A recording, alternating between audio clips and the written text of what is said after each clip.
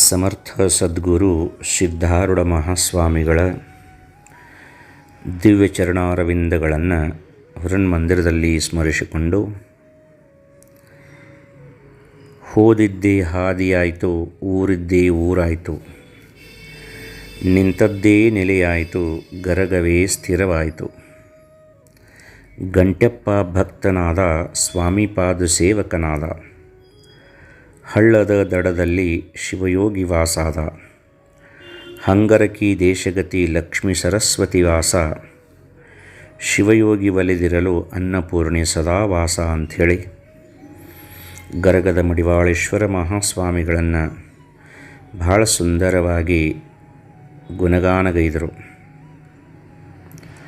ಗರಗ ಅಲ್ಲಪ್ಪ, ಇದು ಸ್ವರ್ಗ ಅಂಥೇಳಿಕಾರ ಮಡಿವಾಳೇಶ್ವರ ಮಹಾಸ್ವಾಮಿಗಳು ಭಕ್ತರಿಗೆ ಉಪದೇಶ ಮಾಡ್ತಿದ್ದರು. ಕಿತ್ತೂರಿನಲ್ಲಿ ಜನ್ಮ ತಾಳಿ ಕಿತ್ತೂರ ಅರಮನೆಯ ರಾಜಗುರುವಾಗಿ ಎಲ್ಲವನ್ನೂ ತೊರೆದು ಮೈಮೇಲಿನ ಬಟ್ಟೆಯನ್ನೂ ಸಹಿತ ಸುಟ್ಟು ಧೀರ ದಿಗಂಬರರಾಗಿ ಇಡೀ ಭಾರತ ಭೂಮಿಯನ್ನು ಕಾಲ್ನಡಿಗೆಯಿಂದ ಸಂಚರಿಸಿ ಅನೇಕ ಪವಾಡಗಳನ್ನು ತೋರಿಸಿ ಅನೇಕ ಲೀಲೆಗಳಿಂದ ಮುಮುಕ್ಷುಗಳನ್ನು ಉದ್ಧರಿಸಿ ಮೋಕ್ಷ ಮಾರ್ಗವನ್ನು ನೀಡಿ ಕಟ್ಟಕಡೆಗೆ ಗರಗ ಅನ್ನುವಂಥ ಪುಣ್ಯ ಗ್ರಾಮಕ್ಕೆ ಬಂದು ನೆಲೆಸಿದಂಥ ಪುಣ್ಯಾತ್ಮರು ಜಗದ್ಗುರು ಗರಗದ ಮಡಿವಾಳೇಶ್ವರ ಮಹಾಸ್ವಾಮಿಗಳು. ಪ್ರತ್ಯಕ್ಷ ವೀರಭದ್ರನ ಅವತಾರನ ಗರಗದ ಮಡಿವಾಳೇಶ್ವರ ಮಹಾಸ್ವಾಮಿಗಳು ಅಂಥೇಳಿ ಭಕ್ತರು ನಂಬಿದಾರೆ. ಗರಗದ ಮಡಿವಾಳೇಶ್ವರ ಮಹಾಸ್ವಾಮಿಗಳು ಎಂಥವ್ರು ಇದ್ರಪ್ಪ ಅಂತಂದ್ರೆ ಪ್ರತ್ಯಕ್ಷ ದೇವರಾಗಿದ್ದರವರು. ಭಕ್ತರ ಎಲ್ಲ ಇಷ್ಟಾರ್ಥಗಳನ್ನು ಪೂರ್ಣ ಮಾಡ್ತಿದ್ದರು. ಭಕ್ತರಿಗೆ ಮುಕ್ತಿಯ ಮಾರ್ಗವನ್ನು ತೋರಿಸ್ತಿದ್ರು. ಎಷ್ಟು ವೈರಾಗ್ಯ ಮೂರ್ತಿಗಳು ಅಂದ್ರೆ, ಒಂದು ಸಾರಿ ಮಡಿವಾಳಪ್ಪನವ್ರಿಗೆ ಕಬ್ಬು ತಿನ್ನಬೇಕಂತ ಆಸೆ ಆತಂತ. ಆವಾಗ ತಮ್ಮ ಶರೀರವನ್ನು ಮುಟ್ಕೊಂಡು ಹೇಳ್ತಿದ್ರಂತ, ಕಬ್ಬು ತಿನ್ನಬೇಕಂತೀಯ, ಕಬ್ಬು ತಿನ್ನಬೇಕಂತೀಯ, ತಿನ್ನು ಅಂತ ಹೇಳಿ ಕಬ್ಬಿನ ಸ್ವಾಗಿನ ತಿಂತಿದ್ರಂತ. ಬರೀ ನಾಲಿಗೆ ತುಟಿ ಹರಿದು ರಕ್ತ ಸೋರ್ತಿತ್ತು. ಆವಾಗ ಹೇಳ್ತಿದ್ರು, ಕಬ್ಬು ತಿನ್ನಬೇಕಂತೀಯ, ತಿನ್ನು, ಮೊದಲು ಇದನ್ನು ತಿನ್ನು, ಆಮೇಲೆ ಅದನ್ನು ತಿನ್ನಂಕಿ ಅಂತ ತಮ್ಮ ಶರೀರಕ್ಕನ ಹೇಳ್ತಿದ್ರಂತ ನೋಡ್ರಿ. ಅಂದ್ರೆ ಏನಾದರೂ ತಿನ್ನಬೇಕಂತ ಹೇಳಿಕಾರ ಮನುಷ್ಯನಾಗ ಬಂದರೂ ಸಹಿತ ಆ ಆಸೆಯನ್ನು ಮುರಿದು ಬಿಡ್ತಿದ್ರು ಅವರು. ಅಷ್ಟೊಂದು ವೈರಾಗ್ಯ ಮೂರ್ತಿಗಳಿದ್ದರು ಗರಗದ ಮಡಿವಾಳೇಶ್ವರ ಮಹಾಸ್ವಾಮಿಗಳು. ಒಂದು ದಿವಸ ಶಾವಿಗೆ ಪಾಯಸ ತಿನ್ನಬೇಕಂತ ಅವ್ರ ಮನುಷ್ಯನಾಗ ಬಂತಂತ. ಆದ್ರೆ ಈ ಆಸೆ ಯಾಕೆ ಹುಟ್ಟಿತು ಅಂಥೇಳಿ ಮತ್ತೊಂದು ವಿಚಾರ ಮನುಷ್ಯನೊಳಗೆ ಬಂತು. ಒಬ್ಬ ಭಕ್ತಳಿಗೆ ಹೇಳಿ ಕಳಿಸ್ತಾರೆ, 10-15 ಮಂದಿಗೆ ಆಗುವಷ್ಟು ಶಾವಿಗೆ ಪಾಯಸ ಮಾಡ್ಕೊಂಡು ಬಾ ಅಂತೇಳಿಕಾರ. ಮಡಿವಾಳಪ್ಪ ಅವ್ರು ಹೇಳಿದಾರೆ ಅಂಥೇಳಿಕಾರ ಭಾಳ ಪ್ರೀತಿಯಿಂದ ರುಚಿಕರವಾದಂಥ ಶಾವಿಗೆಯ ಪಾಯಸವನ್ನು ಮಾಡ್ಕೊಂಡು ಬಂದಳು. ಸ್ವತಃ ತಾವೊಬ್ಬರ ಕುಂತ ತಿಂತಿದ್ರಂತ. ಅದನ್ನು ತಿನ್ನಬೇಕಂತೀಯಲ್ಲ, ತಿನ್ನಂತೇಳಿಕಾರ ಅದನ್ನು ತಿಂದು ಕಡೀಕ ಹೋಗಿ ವಾಂತಿ ಮಾಡ್ಕೊಂಡ್ರಂತ. ಅಷ್ಟೊಂದು ವಿಶೇಷವಾದಂಥ ವೈರಾಗ್ಯದ ನಿಧಿಯಾಗಿದ್ದರು ಗರಗದ ಮಡಿವಾಳೇಶ್ವರ ಮಹಾಸ್ವಾಮಿಗಳು. ಇಂಥ ಮಹಾತ್ಮರು ಜನ್ಮವನ್ನು ತಾಳಿದಾರಂಥೇಳಿನ ನಮ್ಮ ಭಾರತ ದೇಶಕ್ಕೆ ಇಷ್ಟೊಂದು ಮಹತ್ವ. ಗರಗದಲ್ಲಿ ಶಿವಯೋಗಿ ನೆಲೆಸಿರಲು ದರ್ಶನವ ಬಯಸಿ ಹುಬ್ಬಳ್ಳಿಯ ಸಿದ್ಧಾರೂಢರು ಕಾಣಲೆಂದು ಬರಲು, ನವಲಗುಂದ ನಾಗಲಿಂಗಜ್ಜ ಶಿಶುನಾಳ ಶರೀಫರು ಬಯಸಿ ಎಲ್ಲರನ್ನು ಅನುಗ್ರಹಿಸಿ ಅವರೆಲ್ಲರಲ್ಲಿ ಉಳಿದ ಅಂತ ಹೇಳ್ತಾರೆ. ಅನೇಕ ಜನ ಮಹಾತ್ಮರು ಗರಗಕ್ಕೆ ಬಂದರು ಮಡಿವಾಳೇಶ್ವರ ಮಹಾಸ್ವಾಮಿಯ ದರ್ಶನ ಪಡೀಲಿಕ್ಕೆ. ಗೊನ್ನಾಗರದೊಳಗೆ ಚಿದಂಬರ ಮಹಾಸ್ವಾಮಿಗಳು ಸೋಮಯಾಗವನ್ನು ಮಾಡಿದಾಗ 1000 ಕೊಡ ತುಪ್ಪ ಬೇಕಾಗಿತ್ತು, ಬಂದಿದ್ದಿಲ್ಲ. ಮಡಿವಾಳೇಶ್ವರ ಮಹಾಸ್ವಾಮಿಗಳು ಮಲಪ್ರಭಾ ನದಿ ಒಳಗಿನ ನೀರು ತುಂಬಿಕೊಡ್ತಿದ್ರಂತ. ಆ ನೀರನ್ನು ತುಪ್ಪವಾಗುತ್ತಿತ್ತು. ಮಲಪ್ರಭಾ ನದಿಯ ನೀರನ್ನು ತುಪ್ಪವನ್ನಾಗಿ ಮಾಡಿದಂಥ ಪುಣ್ಯಾತ್ಮ ಗರಗದ ಮಡಿವಾಳೇಶ್ವರ ಮಹಾಸ್ವಾಮಿಗಳು. ಬಯಲ ಅತಿಥಿ ಅನ್ನುವಂತಹ ಶಾಂತಲಾ ಯೋಗಿ ಶೆಡ್ರಾವಿಯವರು ಬರೆದಿರುವಂಥ ಈ ಒಂದು ಸುಂದರವಾದಂಥ ಗ್ರಂಥ. ಇದರೊಳಗೆ ಇವತ್ತು 42ನೆಯ ಭಾಗವನ್ನು ನಾವು ನೋಡೋದು. ಇಲ್ಲಿ ಸದ್ಗುರು ಸಿದ್ಧಾರೂಢರು ಗರಗದ ಮಡಿವಾಳೇಶ್ವರ ಮಹಾಸ್ವಾಮಿಗಳ ದರ್ಶನವನ್ನು ಪಡೆದಂಥ ಪುಣ್ಯ ಪ್ರಸಂಗವನ್ನು ಬಹಳ ಸುಂದರವಾಗಿ ವರ್ಣನೆ ಮಾಡ್ತಾರೆ. ಗರಗ ಗ್ರಾಮದ ಹೊರಗೆ ಹಳ್ಳದೊತ್ತಿಗೆ ಶ್ರೀ ಮಡಿವಾಳ ಶಿವಯೋಗಿಗಳ ಪುಣ್ಯತಾಣ. ಆ ಬೆಳಕಿನ ಚಪ್ಪರದ ಅರಮನೆಯಲ್ಲಿ ಅಪೇಕ್ಷಿತ ವ್ಯಕ್ತಿಯೋರ್ವನ ಆಗಮನವನ್ನೇ ನಿರೀಕ್ಷಿಸುತ್ತಾ ಕುಳಿತಿದ್ದಾರೆ. ಆದರೆ ನಿರೀಕ್ಷಣೆ ವ್ಯಕ್ತಫಲ ತಿಳಿಸಲು ಬಾಹ್ಯ ಚಕ್ಷುಗಳ ಕೊರತೆಯಿದ್ದರೂ ಅವ್ಯಕ್ತ ಅನಿಸಿಕೆಗಳಿಗೆ ಮೂರ್ತರೂಪ ಕೊಡುವ ಅಂತರ್ಚಕ್ಷುಗಳಿಗೆ ಸರ್ವವೂ ಗೋಚರ. ಹಿಂದೊಮ್ಮೆ ಸಂಸ್ಕೃತದ ಮುಕ್ತಾಫಲಗಳನ್ನೇ ಉದುರಿಸುತ್ತಿದ್ದ ಆ ಕಂಠ ಇಂದು ಕೇವಲ ಗ್ರಾಮ್ಯ ಭಾಷೆಯನ್ನೇ ಆಶ್ರಯಿಸಿದೆ. ನೋಡಿದೊಡನೆಯೇ ಗರಡಿ ಮನೆಯ ಮಲ್ಲನ ನೆನಪನ್ನೇ ತರುವ ಆ ಅಜಾನಬಾಹು ಭೀಮಕಾಯ, ಮೈ ಹೊಳಪು, ಮುಖದ ತೇಜ, ಶಿವಯೋಗದ ಗರಡಿಯಲ್ಲಿ ಅವರು ಪಳಗಿರುವ ಬಗೆಯನ್ನು ಎತ್ತಿ ಎತ್ತಿ ಬಿತ್ತರಿಸುತ್ತಿದೆ. ಬಂದ್ರೇನು ನೋಡಲೇ ಗಂಟ್ಯ? ಮೆಚ್ಚಿನ ಶಿಷ್ಯ ಗಂಟೆಪ್ಪನಿಗೆ ಆತುರದ ಅಪ್ಪನೆ. ಗಪ್ಪನೆ ಎದ್ದ ಗಂಟೆಪ್ಪ ಹೊರಗೆ ಇಣುಕಿ ನೋಡಿ ದೂರದವರೆಗೂ ದೂರದೃಷ್ಟಿ ಬೀರಿ ಹೇಳಿದ, ಇಲ್ಲೆಪ್ಪ, ಯಾರೂ ಬಂದಿಲ್ಲ. ಹೀಗೆ ಅವನು ನೋಡಿದ್ದು ಹೇಳಿದ್ದು ಅದೆಷ್ಟೋ ಸಲವೋ ಏನೋ. ಏನಲೇ, ನನ್ನ ಕಾಣೋ ಹಂಗಿಲ್ಲಂತ ನಿನ್ನ ಕಣ್ಣು ಕಾಣಂಗಿಲ್ಲೇನ? ಈಗ ನೋಡು, ಹೋಗು, ಆ ಏರಿ ಮೇಲಿಂದ ಇಳ್ಯಾತಾರೆ ನೋಡು ಅಂತ ಅಂದ್ರೆ ಮಡಿವಾಳಪ್ಪ ಅವರು. ಹೌದಪ್ಪ, ಇಳ್ಯಾಕತ್ತಾರ್ರಿ ಅಂತ ಅಂದ ಗಂಟೆಪ್ಪ. ಮಡಿವಾಳೇಶ್ವರ ಮಹಾಸ್ವಾಮಿಗಳು ಹೆಂಗಿದ್ರಪ್ಪ ಅಂದ್ರೆ ಅವರು ಸಂಸ್ಕೃತದ ಪಂಡಿತರವರು. ಕಾಶಿ ಒಳಗಿರುವಂಥ ಎಲ್ಲ ಪುರಸ್ಕಾರಗಳನ್ನು ಪಡೆದಂಥವರು. ಸಂಸ್ಕೃತವನ್ನು ಯಾವ ಪಂಡಿತನೂ ಸಹಿತ ಅವರ ಮುಂದೆ ವ್ಯಕ್ತಪಡಿಸ್ತಿರ್ಕಿಲ್ಲಂತ. ಒಬ್ಬವ ಸಂಕಲ್ಪ ಮಾಡಿದ್ದ, ನನ್ನನ್ನು ವಾದ ವಿವಾದದೊಳಗೆ ಯಾರು ಸೋಲಿಸ್ತಾರಲ್ಲ ಅವರ ಮುಂದನ ನನ್ನ ನಾಲಿಗೆ ಕತ್ತರಿಸ್ತಾನಂತ ಹೇಳಿಕಾರ. ಅದು ಮಡಿವಾಳೇಶ್ವರ ಮಹಾಸ್ವಾಮಿಗಳಿಗೆ ಗೊತ್ತಿದ್ದಿದ್ದಿಲ್ಲ. ಮಡಿವಾಳೇಶ್ವರ ಮಹಾಸ್ವಾಮಿಗಳ ಜೊತೆ ವಾದಕ್ಕೆ ನಿಂತ ಸೋತುವಾದ ಪಂಡಿತ ತಾ ಹೇಳಿದಂಗೆ ಅವರ ಮುಂದನ ತನ್ನ ನಾಲಿಗೆಯನ್ನು ಕತ್ತರಿಸಿ ಒಗೆದು ಆ ಬ್ರಾಹ್ಮಣ ಪಂಡಿತ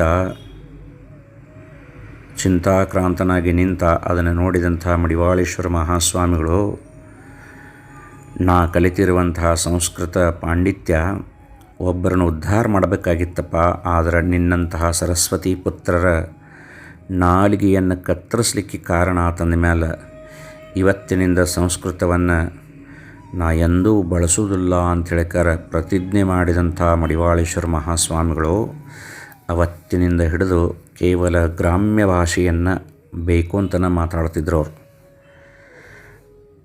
ಅಲ್ಲಿ ಹೇಳ್ತಾರವರು, ಸಂಸ್ಕೃತದ ಮುಕ್ತಾಫಲಗಳನ್ನು ಉದುರಿಸ್ತಿದ್ರಂಥ ತಮ್ಮ ಬಾಯಿಯಿಂದ. ಅಂಥ ಮಡಿವಾಳೇಶ್ವರ ಮಹಾಸ್ವಾಮಿಗಳು ಹೊರಗಿನ ಕಣ್ಣು ಕಾಣಿಸ್ತಿರ್ಕಿಲ್ಲ, ಆದರೆ ಒಳಗಿನ ಕಣ್ಣು ಸ್ಪಷ್ಟವಾಗಿ ಕಾಣ್ತಿತ್ತು. ಪರಮ ಭಕ್ತನಾದಂಥ ಗಂಟ್ಯಾನ ಕರೆದಲೇ, ಗಂಟ್ಯ, ಒಬ್ಬ ಮಹಾತ್ಮ ಬರಾಕತ್ತಾನಲ್ಲಿ, ಬಂದನ ನೋಡು ಅಂತಿದ್ರಂತ. ಯಪ್ಪ, ಇನ್ನೂ ಬಂದಿಲ್ಲರಿ, ಇನ್ನೊಮ್ಮೆ ನೋಡು ಮಗನ, ಅಲ್ಲಿ ಮ್ಯಾಲೆ ಏರಿ ಮೇಲಿಂದ ಇಳಿದು ಬರಾಕತ್ತಾನ ನೋಡಂತ ಒಳಗೆ ಕುಂತೇಳಿ. ಹೌದ್ರಪ್ಪ, ಇಳಿದು ಬರಾಕತ್ತಾರೊಬ್ಬರು. ಲೇ, ಹಂಗಂದ್ರೆ ಇಳಿತಾರನ ನೋಡಂದ್ರೆ ಇಳ್ಯಾಕೆ ಹತ್ಯಾರಂತ. ಬಾಬಾ, ಇಲ್ಲಿ ಗುಡಾರ ಹಾಸು ಮತ್ತು ಆ ಕೆಂಡಕ್ಕೆ ಧೂಪ ಹಾಕು ಮತ್ತು ಆ ಪಂಜಿ ತಂದು ನನ್ನ ಮ್ಯಾಲೆ ಹಚ್ಚು ಅಂದ್ರವರು. ಗಂಟೆಪ್ಪ ಅಂದ, ಯಪ್ಪ, ಎಷ್ಟೋ ವರ್ಷ ಆತು ನಿನ್ನ ಸೇವಾ ಮಾಡಕತ್ತ, ಎಂದೂ ಹಿಂಗೆ ಮಾಡಿದವಲ್ಲ, ಇವತ್ತು ಯಾಕೆ ಹಿಂಗೆ ಮಾಡಾಕತ್ತಿ? ಯಾರು ಬಂದರೂ ಹಿಂಗೆ ಮಾಡವಲ್ಲ, ಇವತ್ತು ಯಾರು ಬರ್ತಾರಂತ ಹಿಂಗೆ ಮಾಡಾಕತ್ತೀಯಪ್ಪ ಅಂತಂದ. ಆವಾಗ ಮಡಿವಾಳ ಅಜ್ಜವ್ರೊಂದು ಮಾತು ಹೇಳಿದ್ರಂತ, ಬಿರುಗಾಳಿ ಬಂದಾಗ ಬಾಗಬೇಕು, ಸುಳಿಗಾಳಿ ಬಂದಾಗ ತೊನೆಯಬೇಕಲೇ, ನಿನಗೇನು ಗೊತ್ತಾಕತ್ತಿಲ್ಲ, ಊನು ಹೊಚ್ಚು ಹೋಗಂಟ್ಯ ಅಂದ್ರವ್ರು. ಮನುಷ್ಯ ಬರಾಕತ್ತಾನ್ಲಿ ಅಂದ್ರವ್ರು. ಯಪ್ಪ ನಾವು ಮನುಷ್ಯರಲ್ಲನ ಅಂದ. ನೀವು ಮನುಷ್ಯ ರೂಪದ ಪಶುಗಳಪ್ಪ, ಹಕ್ಕಿಯಾಗಿನ ದನಗಳಿಗೆ ಬಾಲೈತಿ, ನಿಮಗೆ ಬಾಲಿಲ್ಲ, ಲಗುನ ಹೊಚ್ಚು ಹೋಗಂಟ್ಯ ಅಂತಂದ್ರು. ಯಪ್ಪ ಯಾರೋ ಸಾಧುಗಳು ಬಂದ್ರಿ, ಬರ್ರಿ ಒಳಗೆ ಬರ್ರಿ ಅಂತಂದರು. ಸಿದ್ಧಾರೂಢಪ್ಪವ್ರು ಅಲ್ಲೇ ನಿಂತುಬಿಟ್ರು. ಆ ಬೆಳಕಿನ ಬೆಟ್ಟದೆದುರಿಗೆ ಅನುಭವದ ದಿವ್ಯಾಂಬರವನ್ನುಟ್ಟ ಆ ನಗ್ನ ಸತ್ಯ ಸುಸ್ಪಷ್ಟವಾಯಿತು. ಬೆಟ್ಟಕ್ಕೆ ಚಳಿ ಎಂದು ಹೊದಿಸಿದಂತಾಗಿತ್ತು ಆ ಹೊದಿಕೆ. ಬಯಲನ್ನು ಆ ಮಟ್ಟದಲ್ಲಿ ಹಿಡಿದು ಕುಳ್ಳಿರಿಸಿದಂತಾಗಿತ್ತು ಭವ್ಯ ಮೂರ್ತಿ ಅಂತ ಹೇಳ್ತಾರೆ. ಏನು ಮಡಿವಾಳಜ್ಜವ್ರನ್ನ ಸಿದ್ಧಾರೂಢರು ನೋಡಿದರು. ಒಂದು ಗುಡ್ಡಕ್ಕೆ ತಂಡಿ ಹತ್ತಾಕತ್ತಂತ ಹೇಳಿಕರ ಅರಿವಿ ಹಚ್ಚಿದಂಗೆ ಕಾಣಕತ್ತಿತ್ತು ಅವರು ಹೊತ್ತುಕೊಂಡಂಥ ಹೊದಿಕೆ ಅಂತ ಹೇಳ್ತಾರೆ. ಬಯಲನ್ನು ವ್ಯಾಪಿಸಿದಂತಹ ಅಂತ್ಯವಿರಲಾರದಂತಹ ಒಂದು ವಿಶಾಲವಾದ ಬಯಲನ್ನು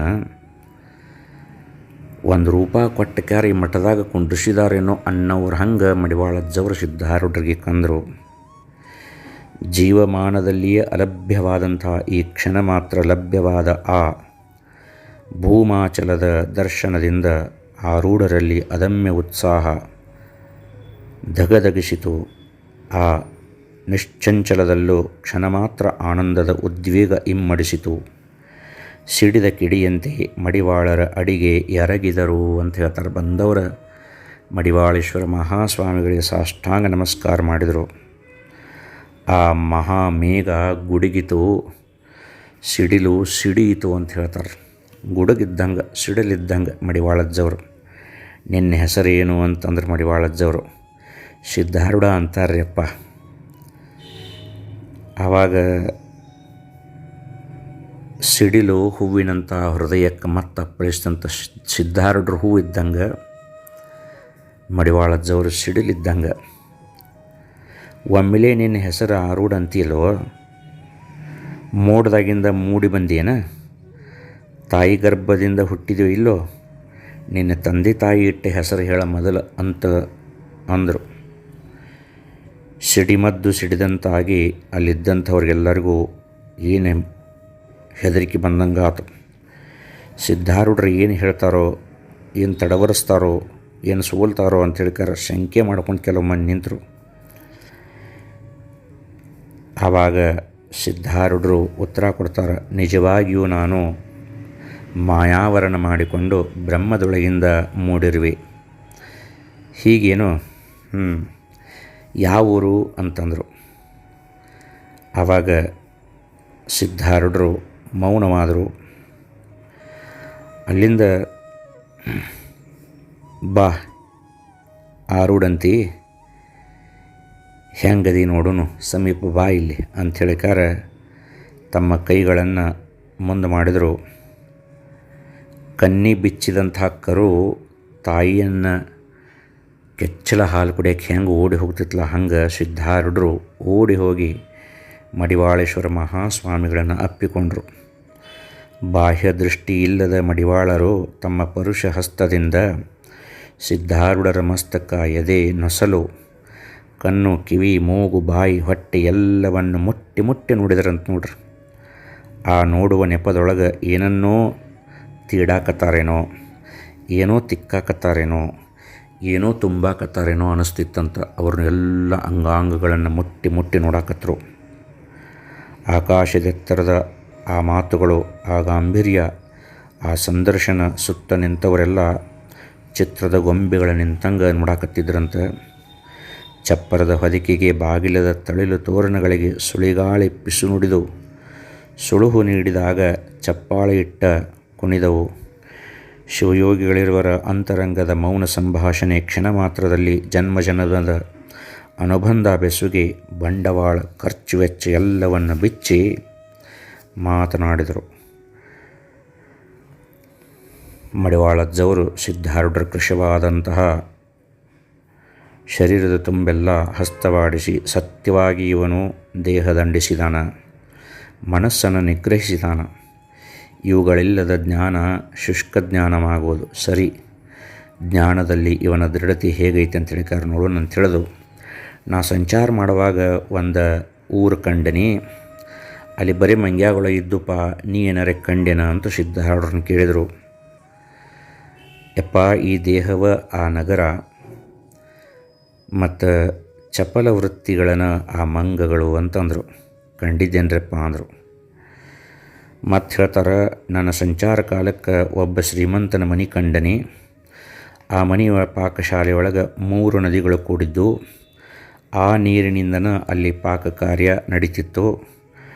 ನಾನು ಚತುರತನದಿಂದ ಆ 3 ನದಿಗಳನ್ನು ದಾಟಿ ಪಾಕಶಾಲೆಯಲ್ಲಿಯ ಪಾಕವನ್ನು ಸವಿದು ಹೊರಗೆ ಬರಬೇಕಾದರೆ 3 ಹರದಾರಿ ಉದ್ದ ರಸ್ತೆ ಇತ್ತು. ಅಂಥ ಮನೆ ನೀನರೆ ಕಂಡೆನಪ್ಪ ಅಂತ ಸಿದ್ಧಾರೂಢರನ್ನು ಮತ್ತೆ ಕೇಳಿದರು.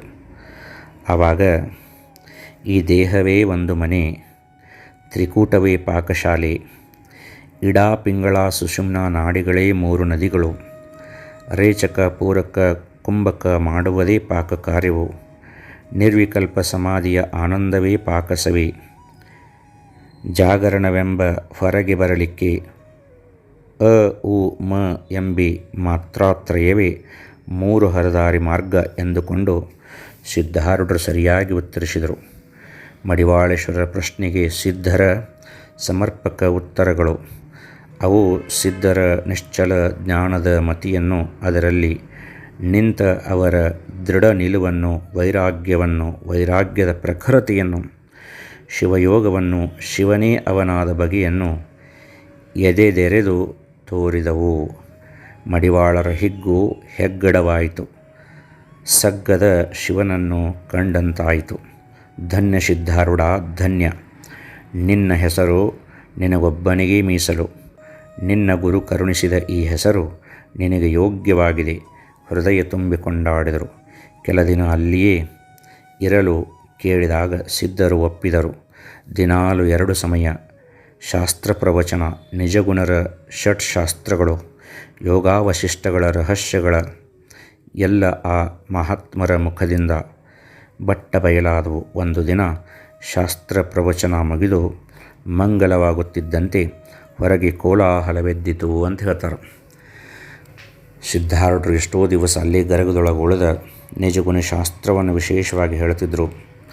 ಅದನ್ನು ಕೇಳಿದಂತಹ ಮಡಿವಾಳಜ್ಜವರು, ನೋಡಪ್ಪ, ನಿಜಗುಣ ಶಾಸ್ತ್ರದೊಳಗೆ ಇಷ್ಟ ಆನಂದ ಐತೆ ಅಂಥೇಳಿ ನನಗೆ ಮೊದಲ ಗೊತ್ತಿದ್ರೆ ಕಾಶಿ ಕಡೆ ಹೊಳ್ಳೆ ಕುಂತ ಮೂತ್ರ ಸಹಿತ ಮಾಡ್ತಿರ್ಕಿಲ್ಲ ಅಂತ ಮಡಿವಾಳಜ್ಜವರು ಹೇಳಿದ್ರಂತ. ಅಲ್ಲಿಂದ ಒಂದು ದಿವಸ ಶಾಸ್ತ್ರ ಪ್ರವಚನ ಮುಗಿದ ನಂತರ ಮಠದ ಹೊರಗೆ ಯಾರೋ ಆಕ್ರಂದನ ಮಾಡಿ ಅಳೋದು, ಕೋಲಾಹಲ ಕೇಳಿಸ್ತು. ಮಡಿವಾಳಜ್ಜವರು, ಏನು ನಡೆದತ್ತು ನೋಡೋ ಗಂಟೆ ಅಂದರು. ಗಂಟೆಪ್ಪ ಹೊರಗೆ ನೋಡಿದ. ಯಪ್ಪ, ಒಬ್ಬ ವ್ಯಕ್ತಿಗೆ ಹಾವು ಕಡ್ದು ಸತ್ತಾನ್ರಿ. ಅವನ ಹೆಂಡತಿ ಮಕ್ಕಳು ಅವ್ರ ತಂದೆ ತಾಯಿ ಎಲ್ಲರೂ ಅಳಾಕತ್ತಾರ್ರಿ ಅಪ್ಪ ಅಂತಂದ. ಆವಾಗ, ಲಘು ಬರ್ರಿ, ಇಲ್ಲೇ ಮಹಾತ್ಮರದಾರ, ಅವ್ರ ಪಾದೋದಕ ಮಾಡಿ ಅದನ್ನು ಅವನ ಮ್ಯಾಲೆ ಚಿಮುಕಿಸ್ರಲಿ ಅಂತ ಅಂದರು ಮಡಿವಾಳಜ್ಜವರು. ಸಿದ್ಧಾರೂಢರನ್ನ ಏನೂ ಕೇಳಲಿಲ್ಲ ಅವರು. ಇಲ್ಲೇ ಮಹಾತ್ಮರದಾರ ಅಂಥೇಳಿ ಸಿದ್ಧಾರೂಢರನ್ನು ತೋರಿಸಿ ಅವರ ಪಾದೋದಕವನ್ನು ಒಯ್ದು ಆ ಹೆಣದ ಮೇಲೆ ಚಿಂಪಡಿಸ್ರಲಿ ಅಂದರು. ಸಿದ್ಗಿ ಮೇಲಿಂದ ಒಯ್ಯಾಕತ್ತಿದ್ರು. ಕೆಳಗಿಳಿಸಿ ಸಿದ್ಧಾರೂಢರ ಪಾದೋದಕವನ್ನು ತಂದು ಅಲ್ಲಿ ಗೊಜ್ಜಿದ್ರು. ಆವಾಗ ಗೊಜ್ಜಿ ಏನಂತಾರಂದ್ರೆ, ನೋಡಪ್ಪ, ಈ ಮಹಾತ್ಮರು ಹೇಳ್ತಾರೆ ಓಂ ನಮಃ ಶಿವಾಯ ಅಂದ್ರಂತಾರೆ. ಆ ಹೆಣದ ಸುತ್ತಲೂ ಕುಂತು ಎಲ್ಲರೂ ಓಂ ನಮಃ ಶಿವಾಯ ಅಂದ್ರಲಿ, ಕಣ್ಣು ಮುಚ್ಚೆ ಅಂತ ಮಡಿವಾಳಜ್ಜವ್ರು ಅಂದರು. ಅಷ್ಟನ್ನು ಕೂಡ ಎಲ್ಲರೂ ಸಿದ್ಧಾರೂಢರ ಪಾದೋದಕವನ್ನು ಗೊಜ್ಜಿ ಏನು ಮಾಡಿದ್ರಂದ್ರೆ ಓಂ ನಮಃ ಶಿವ ಅನ್ಕೊಂತ ಕುಂತರು. ಕೆಲವು ಮಂದಿ ಕಣ್ ತೆಗೆದು ನೋಡ್ತಿದ್ರಂತೆ. ಆ ಮೃತ್ಯುಂಜಯನ ಪಾದತೀರ್ಥದ ಅಮೃತ ಸಿಂಚನದಿಂದ ಆ ವ್ಯಕ್ತಿಯ ಮೈಯಲ್ಲಿ ಚೈತನ್ಯ ತುಂಬಿತು. ಪ್ರಾಣವಾಯು ಚಲಿಸಿತು. ನಾಡಿಗಳು ಮಿಡಿದವು. ಎದೆ ಏರಿಳಿಯಿತು. ಮೃತ ವ್ಯಕ್ತಿ ನಿದ್ರೆ ತಿಳಿದೆದ್ದು ಕೂಡಿರುವಂತೆ ಎದ್ದು ಕುಳಿತನು. ಸುತ್ತಲಿದ್ದವರೆಲ್ಲ ಸ್ತಂಭೀಭೂತರಾದರು. ಭಕ್ತಿ ಕಂಪಿತರಾದರು. ಭಜನೆ ನಿಂತಿತು. ಎಲ್ಲರ ಕಂಗಳಲ್ಲಿ ಅಶ್ರಧಾರು ಪುಳಕಿತವಾಯಿತು ಅಂತ ಹೇಳ್ತಾರೆ. ಸಿದ್ಧಾರೂಢರ ಪಾದೋದಕವನ್ನು ಗೊಜ್ಜಿ ಓಂ ನಮಃ ಶಿವಾಯ ಮಹಾಮಂತ್ರವನ್ನು ಜಪಿಸಿದಾಗ ಹಾವು ಕಚ್ಚಿ ಮೃತಪಟ್ಟಂಥ ವ್ಯಕ್ತಿ ಜೀವಂತವಾದ. ಆವಾಗ ಅಪ್ಪ ತಂದೆ, ನಿಮ್ಮ ಕೃಪೆಯಿಂದ ನನ್ನ ಕಂದಮ್ಮ ಉಳಿಯಿತು, ನನ್ನ ಮಕ್ಕಳು ಅನಾಥವಾಗಲಿಲ್ಲ, ನೀವಿಬ್ಬರು ಮಹಾತ್ಮರು, ನಿಮ್ಮ ಕೀರ್ತಿ ಶಾಶ್ವತವಾಗಿ ಬೆಳೆಯಲಿ ಅಂಥೇಳಿ ಅಲ್ಲಿದ್ದಂಥ ಆ ತಾಯಿ ಆಕ್ರಂದನ ಮಾಡಿ ಅಳಕತ್ಲು. ಇದೆಲ್ಲ ಈ ಸಿದ್ಧಾರೂಢನ ಮಹಿಮಾ ನೋಡ್ರಿ. ಇವ ಸಾಕ್ಷಾತ್ ಶಿವ ಅಂಥೇಳಿಕಾರ ಮಡಿವಾಳ ಅಜ್ಜವರು ಸಿದ್ಧಾರೂಢರ ಬಗ್ಗೆ ಹೇಳಿದರು. ಆವಾಗ ಮಡಿವಾಳ ಅಜ್ಜವ್ರು ಹೇಳ್ತಾರೆ, ನೋಡಪ್ಪ ನೀ ದೊಡ್ಡ ಶ್ರೀಮಂತ ಅಕ್ಕಿಯೋ ಸಿದ್ಧಾರೂಢ, ನನಗೂ ಸ್ವಲ್ಪ ಕೊಟ್ಟು ಕಳಿಸ್ಬೇಕು ನೋಡಂತಂದ್ರಂತ. ಆವಾಗ ಯಪ್ಪ ನೀವು ಒಂದು ಬಂಡವಾಳ ಕೊಡ್ರಿ, ಆ ಬಂಡವಾಳವನ್ನು ಒಯ್ದು ಹೂಡಿ ನಾ ಏನು ಮಾಡ್ತೇನೆಂದ್ರೆ ಶ್ರೀಮಂತನಾಗ್ತೀನಿ, ಅದರೊಳಗೆ ಬಂದಿದ್ದರೊಳಗೆ ಅರ್ಧ ಪಾಲವನ್ನು ನಿಮಗೂ ಕಳಿಸ್ತೀನಿ ಅಂದ್ರಂತ. ಅಂದ್ರೆ ಅವರ ಆಶೀರ್ವಾದನ ಬಂಡವಾಳ. ಸಿದ್ಧಾರೂಢರ ಕೀರ್ತಿ ಇವತ್ತು ಜಗತ್ತಿನೊಳಗೆ ಹಬ್ಬೈತಿ. ಇದಕ್ಕೆ ವಿಶೇಷವಾದಂಥ ಕಾರಣ ಗರಗದ ಮಡಿವಾಳೇಶ್ವರ ಮಹಾಸ್ವಾಮಿಗಳ ಒಂದು ಆಶೀರ್ವಾದನು ಅಂತ ಹೇಳಿದರೆ ತಪ್ಪಾಗಲಿಕ್ಕಿಲ್ಲ. ಮುಂದೆ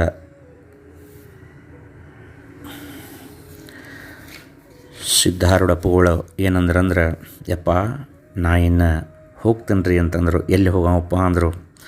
ಹುಬ್ಬಳ್ಳಿಗೆ ಹೋಗ್ತೇನೆ ರೀ ಅಂತಂದರು. ಆವಾಗ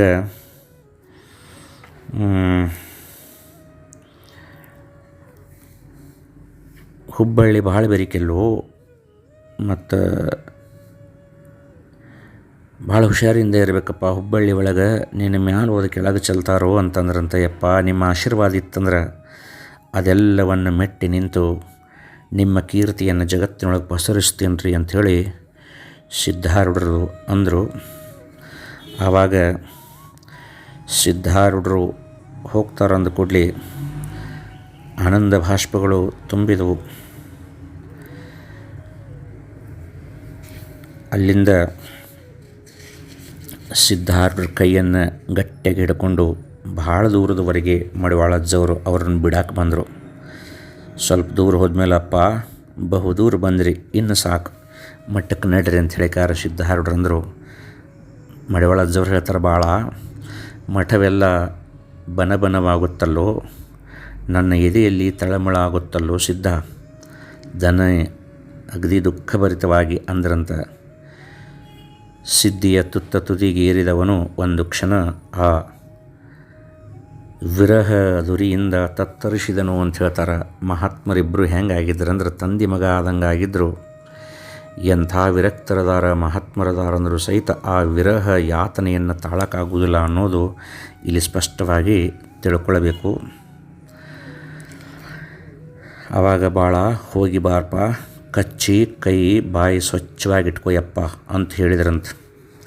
ಇಲ್ಲ ತಂದೆ, ನಿಮ್ಮ ಆಜ್ಞೆ ಶಿರಸಾವಹಿಸಿ ಪಾಲಿಸ್ತೇನೆ ಅಂತಂದರು. ಹೋಗಿ ಬಾ ಸಿದ್ಧಾರೂಢ, ನೀನಿದ್ದ ಸ್ಥಳ ಪವಿತ್ರ ಕ್ಷೇತ್ರವಾಗಲಿ, ಅನುಭವದ ಗದ್ದುಗೆಗೆ ಶಿವಯೋಗಿ ಮಂಟಪ ಕಟ್ಟಲಿ,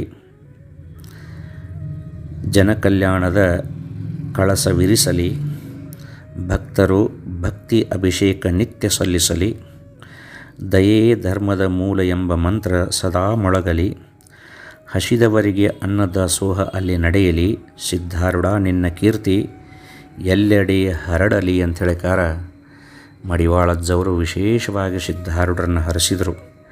ಮಡಿವಾಳ ಶಿವಯೋಗಿಗಳ ಧ್ವನಿ ಭವಿಷ್ಯವನ್ನು ತುಂಬಿಕೊಂಡು ಭಾರವಾಗಿತ್ತು.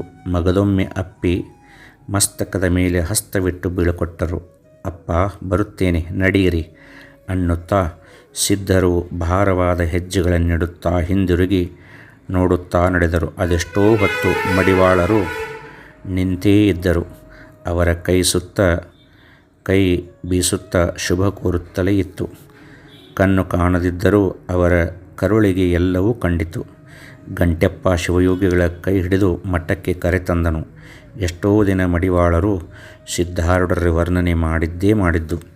ಅವರದೇ ನೆನಪು ಉರಿ ಕರ್ಪೂರವನುಂಡು ಹೋಗಿತ್ತು, ಆದರೆ ವಾಸನೆಯನ್ನು ಬಿಟ್ಟು ಹೋಗಿತ್ತು ಅನ್ನೋರ ಹಂಗೆ ಸಿದ್ಧಾರೂಢರು ಹುಬ್ಬಳ್ಳಿಗೆ ಹೋದ್ರೂ ಸಹಿತ ಮಡಿವಾಳೇಶ್ವರ ಮಹಾಸ್ವಾಮಿಗಳ ಮಾತ್ರ ಗರಗದೊಳಗೆ ಯಾವಾಗಲೂ ಸಿದ್ಧಾರೂಢರನ್ನು ಸ್ಮರಿಸ್ತಿದ್ರು ಅಂತ ಹೇಳ್ತಾರೆ. ಸಿದ್ಧಾರೂಢರ ಒಂದು ಪವಿತ್ರವಾದಂಥ ಚರಿತ್ರದೊಳಗೆ ಇದೊಂದು ಭಾಳ ವಿಶೇಷವಾದಂಥ ಘಟನೆ. ಮಡಿವಾಳೇಶ್ವರ ಮಹಾಸ್ವಾಮಿಗಳಿಗೆ ಭೇಟಿಯಾದಂಥ ಈ ಪ್ರಸಂಗವನ್ನು ನೆನಪಿಸಿದಂಥ ನಮ್ಮೆಲ್ಲರಿಗೂ ಸಹಿತ ಸದ್ಗುರು ಮಡಿವಾಳೇಶ್ವರ ಮಹಾಸ್ವಾಮಿಗಳದು, ಸದ್ಗುರು ಸಿದ್ಧಾರೂಢರ ಕೃಪಾದೃಷ್ಟಿ ಯಾವಾಗಲೂ ಇರಲಿ ಅಂತೇಳಿ ಪ್ರಾರ್ಥನೆ ಮಾಡ್ತಾನೆ.